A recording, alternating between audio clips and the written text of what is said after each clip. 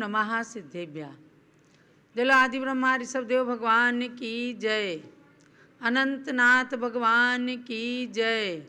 अयोध्या शाश्वत तीर्थ क्षेत्र की जय।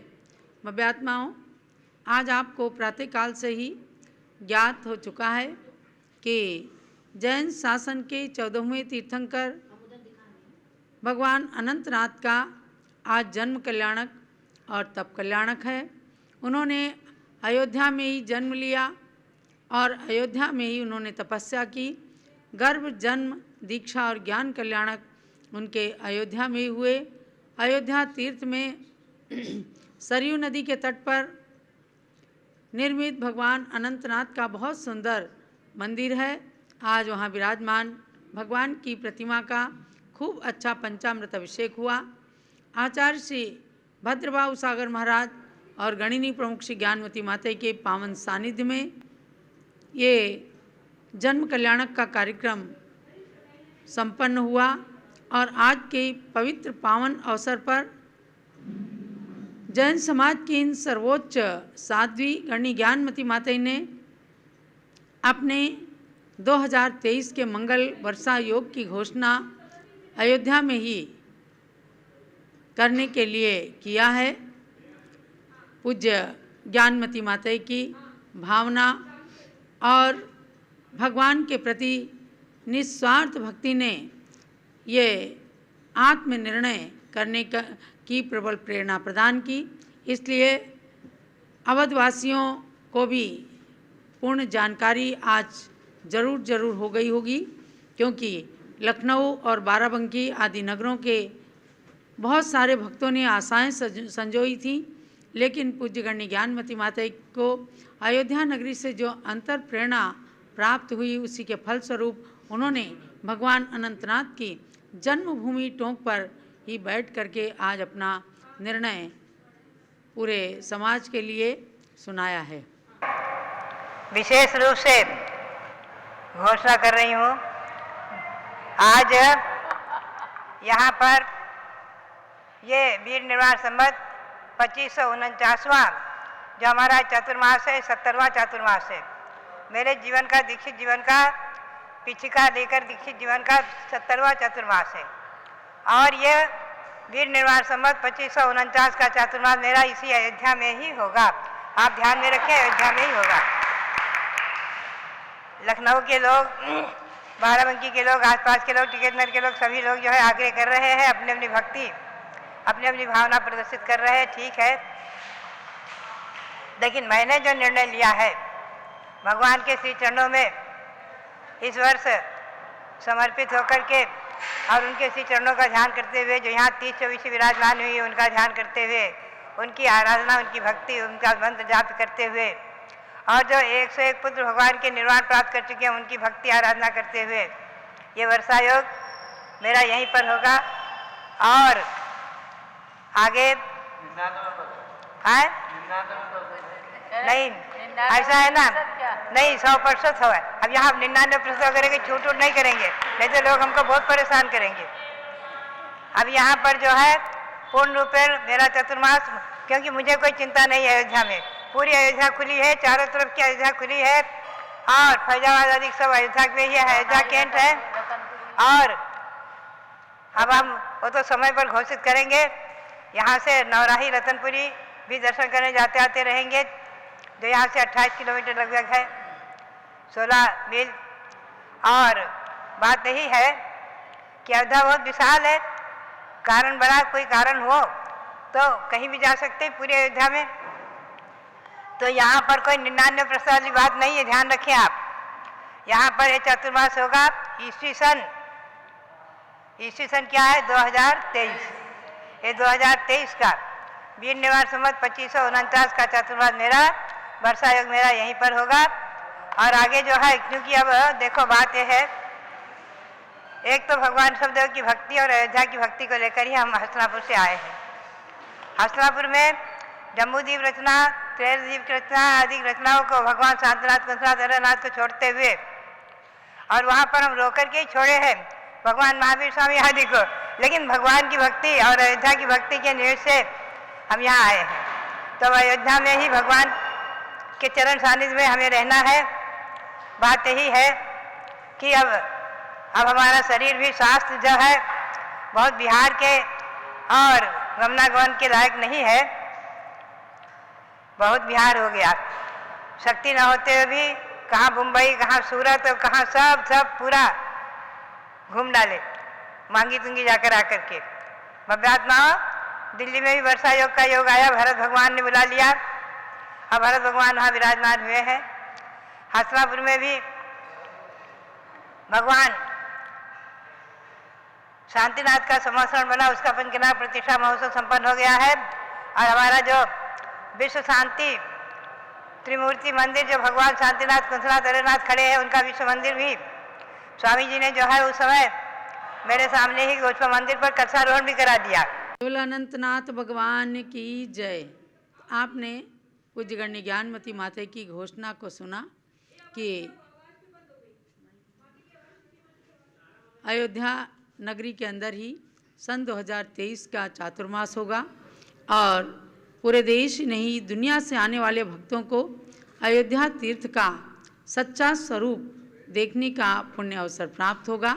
2 जुलाई को आषाढ़ शुक्ला चतुर्दशी के दिन वर्षा योग की स्थापना है और अष्टानिका पर्व में 26 जून से लेकर और 3 जुलाई तक कल्पद्रुम महामंडल विधान का आयोजन भी अयोध्या की धरती पर होने जा रहा है। जो लोग शाश्वत तीर्थ अयोध्या में अष्टानिका पर्व के इस कल्पद्रुम महामंडल विधान को करना चाहते हों, सभी लोग अयोध्या में आकर के और इस महान कल्पद्रुम मंडल विधान में सम्मिलित हो सकते हैं। गणेशपुर जिला बाराबंकी उत्तर प्रदेश के श्री राजेश जैन, रुक्मणी जैन परिवार की ओर से ये मंडल विधान किया जा रहा है। आप सब के लिए पूरी व्यवस्था उस आयोजक परिवार की ओर से की जा रही है। अब भगवान अनंतनाथ के जन्म कल्याण के उपलक्ष्य में अयोध्या नगरी में रत्नवृष्टि का कार्यक्रम होगा और धन कुबेर के रूप में श्री सुभाष चंद्र जी जैन, टिकैत नगर लखनऊ, उनके धर्मपत्नी श्रीमती सुषमा जैन, ये लोग रत्नवृष्टि करें। ओम ह्रीं ज्येष्ठ कृष्णा द्वादशी तिथौ अयोध्या नगर्यां भगवता अनंतनाथ जिनेन्द्रस्य जन्म कल्याणक अवसरे हे धन कुबेर आगच्छ आगच्छ रत्नवृष्टिं मुंच मुंच स्वाहा। जलानंतनाथ भगवान की जय। भगवान के जन्म कल्याणक महोत्सव की जय। अयोध्या शाश्वत तीर्थ क्षेत्र की जय। ऐसी रत्नवृष्टि अयोध्या नगरी के अंदर अनंत अनंत बार हो चुकी है। इसलिए हे भव्यात्माओं, अयोध्या नगरी अनंत अनंत तीर्थंकरों की शाश्वत जन्मभूमि है। युगादि तीर्थ है, आदि तीर्थ है, अनादि तीर्थ है, शाश्वत तीर्थ है। क्योंकि 2 ही शाश्वत तीर्थ हैं, अयोध्या और सम्मेद शिखर। अयोध्या में सभी तीर्थंकर हमेशा हमेशा जन्म लेते हैं और सम्मेद शिखर से मोक्ष को प्राप्त करते हैं। इसलिए प्रथम शाश्वत तीर्थ तो अयोध्या ही है। जब जन्म लेंगे भगवान तभी मोक्ष को प्राप्त करेंगे। अतः इस अयोध्या नगरी को शाश्वत रूप में लोगों को बताने के लिए ये गणि ज्ञानमती माता का अयोध्या का प्रवास और आने वाला मंगल चातुर्मास सब के लिए, दुनिया भर के लिए, संपूर्ण धरा के लिए बहुत ही मंगलमयी, पावन और पवित्र होगा। इस प्रकार से ये अयोध्या नगरी की शाश्वत सत्ता आपने जानी है, प्रतिदिन जानते हैं। परसों ज्येष्ठ कृष्णा चतुर्दशी है। भगवान शांतिनाथ का जन्म, तप और मोक्ष ये तीन कल्याणक हैं। भगवान शांतिनाथ हस्तिनापुर में जन्मे, वहाँ जम्बूद्वीप स्थल पर विश्व शांति त्रिमूर्ति मंदिर में विशाल विशाल भगवान शांतिनाथ, कुंथुनाथ, हरेनाथ की 3 प्रतिमाएं विराजमान हैं। उस जिन मंदिर में अभिषेक, महाशांति धारा और रथ यात्रा आदि का कार्यक्रम भी रहेगा। आप सब लोग जम्बूद्वीप हस्तिनापुर पहुँच करके विश्व के इस अप्रतिम और अकृत्रिम जिनालय के स्वरूप का दर्शन करने के लिए देखें कि सारी तिलोय प्रणति की रचना को उसके अंदर उतार करके रख दिया गया है। ऐसा विश्व का अद्वितीय बिना पिलर का ऐसा जिन मंदिर, जहाँ 3-4 हजार की संख्या में लोग एक साथ बैठ करके भगवान का अभिषेक देख सकते हैं, भगवान की महामह पूजा आदि को संपन्न कर सकते हैं। ऐसे मंदिर का उद्घाटन 9 अक्टूबर 2022 को अभी हो चुका है। पूज्य गणनी ज्ञानमती माता के जन्म जयंती के समय उस जिनालय के दर्शन करके आप सबको अपूर्व प्रसन्नता और महान पुण्य की प्राप्ति होगी। ये मैंने सूचना दी है आपको, आज तो हो चुका है। भगवान का जन्म कल्याणक रात्रि में ऋषभदेव झूम चैनल में आरती के पश्चात भगवान का पालना भी झुलाया जाएगा। आप सब लोग अपने घर में भी बैठ करके पालना झुलाने की अनुमोदना कीजिएगा। तो ऋषभदेव झूम चैनल से जुड़कर और रात्रिकालीन संध्याकालीन सत्र को भी पावन मंगलमय बनाइएगा। अब रत्नकरण श्रावकाचार्य की ओर ले चलती हूँ। आपकी 5वीं, 6ठी और 7वीं तीनों अध्याय की परीक्षा 31 मई को होगी। ये आप सबको जान लेना है। 4 अध्याय तक की परीक्षा आप दे चुके हैं। अब ये 5वां अध्याय चल रहा है, जिसमें शिक्षा व्रत के अंदर अंतिम शिक्षा व्रत जो दान वैयाव्रत नाम का शिक्षा व्रत है, उस वैयाव्रत के भेद में दान को भी लिया है। तो दान का प्रकरण चल रहा है। पहले मंगलाचरण करते हैं। नमः श्री वर्धमानाय निर्धूत कलिलात्मने सालोकानां त्रिलोकानां यद विद्या दर्पणायते। भगवान महावीर की वाणी के अनुसार आचार्य श्री समंतभद्र स्वामी ने इस रत्नकरण श्रावकाचार्य को लिखकर श्रावक श्राविकाओं पर, सदगृहस्थों पर महान उपकार किया है। तो भव्यात्माओं, हम आपको ले चलते हैं 114 नंबर के श्लोक पर, जहाँ पर दान के लक्षण के पश्चात दान का फल बताते हैं। दान के लक्षण में आपने जाना कि नवधा भक्ति करके जो श्रावक जन श्राविकाएँ संतों को आहार दान आदि देते हैं, तो उसी का नाम होता है दान। अब दान का फल क्या है उसके बारे में बताते हैं। गृह कर्मणापि निचितम, गृह कर्मणापि निचितम, कर्म विमाष्टि खलु गृह विमुक्तानां, कर्म विमाष्टि खलु गृह विमुक्तानां, अतिथीनां प्रतिपूजा, अतिथीनां प्रतिपूजा, रुधिर्मलं धावते वारी, रुधिर्मलं धावते वारी, गृह कर्म रूप अग्नि ज्वालन आदि के सुना जो 5 कहे, उनके करने से पापों का संचय होता दिन रात रहे। गृह त्यागी अतिथि के आहार से सर्व पाप धुल जाते हैं। जिस तरह रुधिर से मलिन वस्त्र जल से दो स्वच्छ बनाते हैं।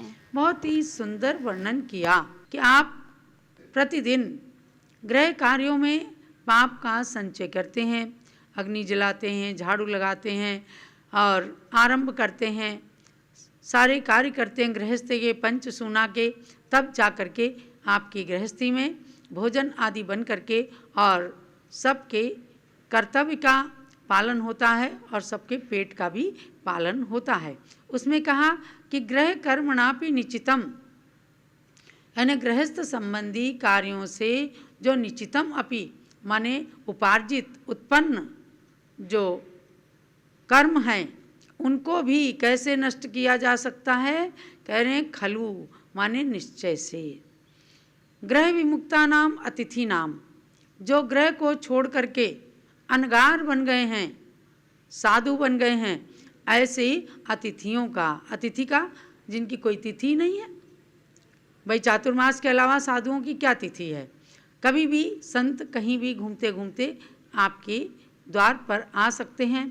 ऐसे अनगार अतिथियों की प्रति पूजा, उनकी पूजा करना, पूजा से मतलब उनको अपने घर में आमंत्रित करना, नवधा भक्ति पूर्वक आहार देना।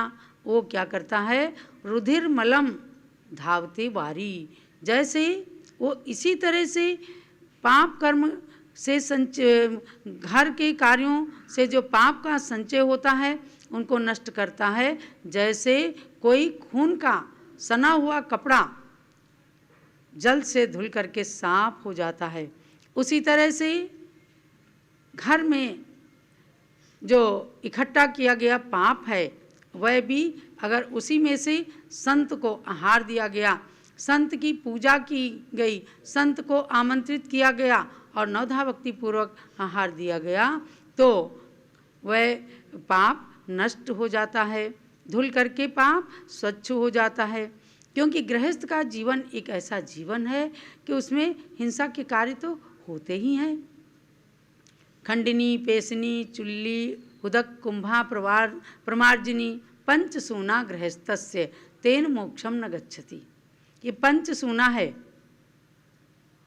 कूटते हैं, पीसते हैं, चक्की से पिसवाते हैं, आप नहीं पीसते हैं तो आज घर घर में घर घंटी हैं तो, और चुल्ली चूल्हा जलाते हैं, उदक कुंभा जल भरते हैं, प्रमार्जिनी झाड़ू लगाते हैं, ये पंचसूना कहलाते हैं। पंचसूना गृहस्थों को करना ही पड़ता है। उससे जो पाप कर्म का संचय होता है, उस पाप के संचय होते हुए भी यदि उसी भोजन से साधुओं को आहार दे दिया जाता है तो वो पाप नष्ट हो जाता है। जैसे कहते हैं ना, बहु धन बुरा हूँ भला कहिए लीन पर उपकार सो। धन संचय बुरा है, पाप भी करने पड़ते हैं, आरंभ भी करना पड़ता है, झूठ भी बोलना पड़ता है, लोभ भी करना पड़ता है, तो धन बुरा है। लेकिन पर उपकार में, दान में यदि वह धन खर्चा गया तो वह अच्छा भी हो जाता है। ऐसे ही कहा कि पाप कर्म करते हैं आप, लेकिन उससे उत्पन्न किए गए भोजन को यदि संतों को देते हैं और उनको आहार कराते हैं अपने घर में तो उससे शुभ कोई चीज़ नहीं हो सकती। इसलिए इस बैयावृत्ति के अंदर दान को ग्रहण किया गया है। अब नवधा भक्ति करके दान देते हैं, उसका फल बताते हैं। उच्चैर्गोत्रम प्रणतेर्नादुपासनात् पूजा भोगो दानादुपासनात् पूजा भक्तेः सुंदर रूपम भक्तिः सुंदर रूपम स्तवनात् कीर्तिषु तपो निधिषु स्तवनात् कीर्तिस्तपो निधिषु संयमियों को करते प्रणाम वे उच्च गोत्र को पाते जो देते दान भोग पाते सेवा से पूजा पाते भक्ति से सुंदर रूप मिले स्तुति प्रशंसा से कीर्ति गुरु की उपासना से इस विधि हो जाती सब सुख संपत्ति। यानी आप ये समझिए कि रत्नकरण शावकाचार्य को पढ़ते पढ़ते या आचार्य देव ने इसका वर्णन करते करते अब श्रावक के लिए फल बताया। आपको इसका पढ़ने का फल क्या है, स्वाध्याय का फल क्या है। यदि आपने जीवन में इन वाक्यों को, इन शब्दों को ग्रहण नहीं किया तो सुनने का कोई फल नहीं है। अब सुन करके शिक्षा क्या लें, तो शिक्षा व्रत में बैयावृत्ति के अंदर जो दान बताया कि हे भव्यात्माओं आप नवधा भक्ति करें। नवधा भक्ति तो युग की आदि में राजा श्रेयांस ने किया था। मुनियों की आरिकाओं की नवधा भक्ति की जाती है और तभी वो आहार ले सकते हैं। अगर आपकी नवधा भक्ति में से कोई भक्ति शेष रह गई, नहीं किया, कम रह गई, तो साधु आपके चौके से वापस भी जा सकते हैं, चले जाते हैं। इसलिए नवधा भक्ति का तो करना ही है। और उसका फल क्या है, तो उच्चैर गोत्रम प्रणतेर, अरे संतों के तपोनिधिसु, तपोनिधियों के चरणों में नमन करने मात्र से उच्च गोत्र का बंध हो जाता है। महानुभाव जानते हैं उच्च गोत्र क्या होता है, अच्छे कुल में, उच्च कुल में जन्म लेना।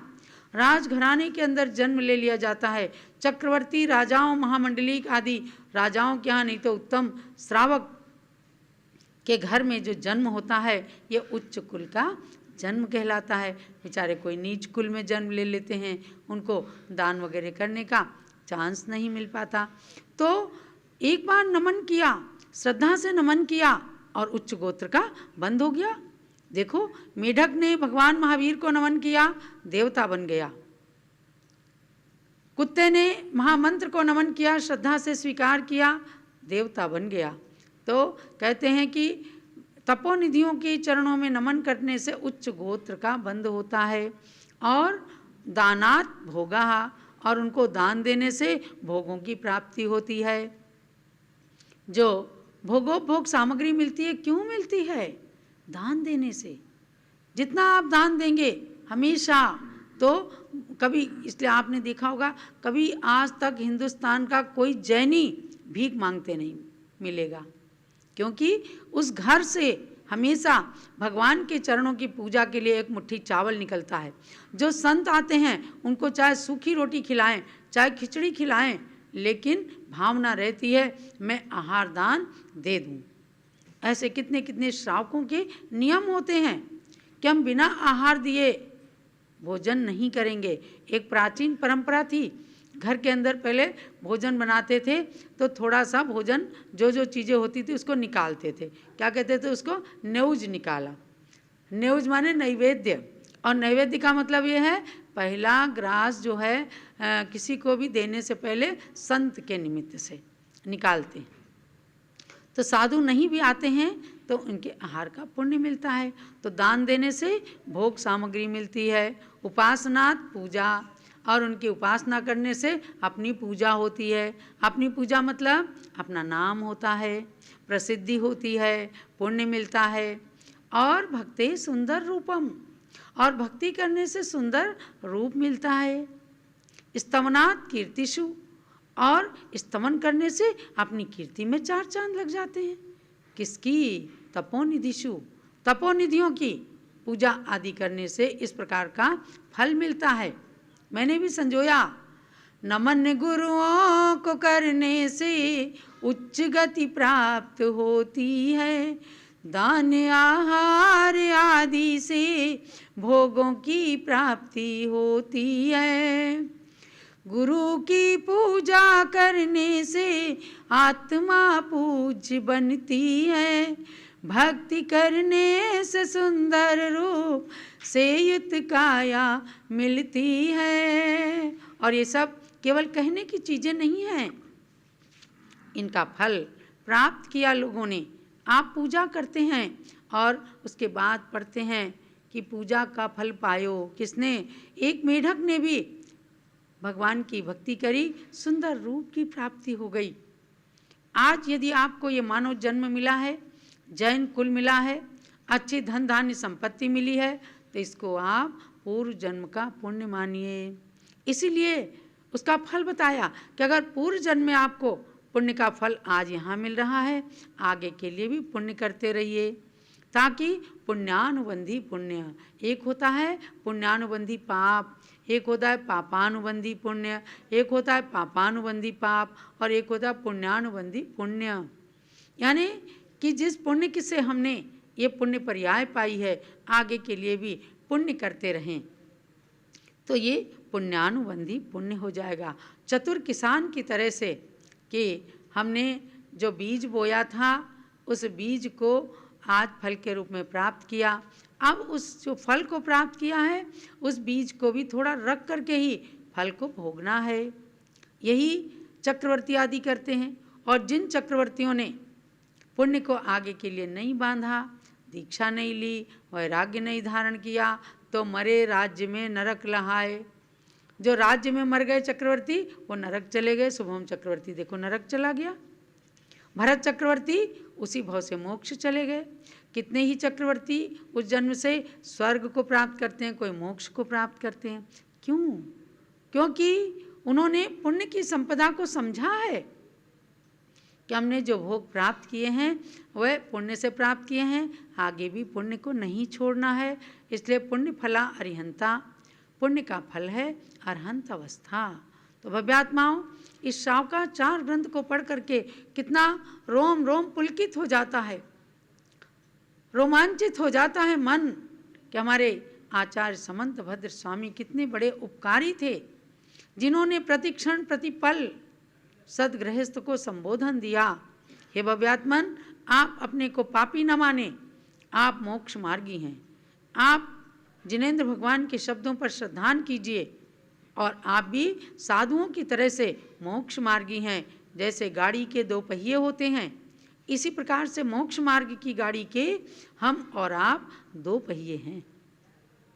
अनादिकाल से संत और गृहस्थ ये दोनों ही मोक्ष मार्ग की गाड़ी को चलाते रहे हैं, पंचम काल के अंत तक चलाएंगे। इसलिए आपको यहाँ पर शिक्षा व्रतों के अंतर्गत वैयावृत्ति के प्रकरण में दान का फल वगैरह बताया, ताकि दान में हमेशा प्रवृत्ति रहे। आपके दान का ही प्रतिफल रहता है कि बड़े बड़े तीर्थों का निर्माण होता है, बड़े बड़े संघों का संचालन होता है, बड़ी बड़ी तीर्थ यात्राएं होती हैं और बड़े बड़े महामहोत्सव होते हैं। इन सब के द्वारा हमेशा पुण्य का अर्जन करना और सदगृहस्थ के कर्तव्यों का पालन करते रहना, यही आज के स्वाध्याय का सार समझना है। जबलो रत्नकरण शावकाचार्य ग्रंथराज की जय। आचार्य श्री समंत भद्र महाराज की जय। अभी अयोध्या की धरती पर आज आपने अनंतनाथ भगवान का खूब अच्छा जन्म तप कल्याणक मनाया और अवध के लोगों को क्या